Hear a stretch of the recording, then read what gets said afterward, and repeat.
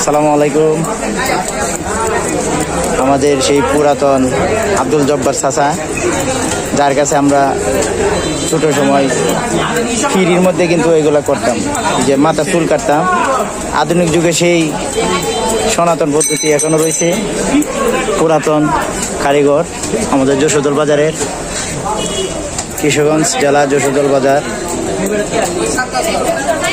এই আমাদের এলাকার খুব ভালো একজন লোক, সম্মানী লোক লেখক সাহেব, তার কাছে আসছে চুল কাটার জন্য, যেটাকে বলা হয় শিল।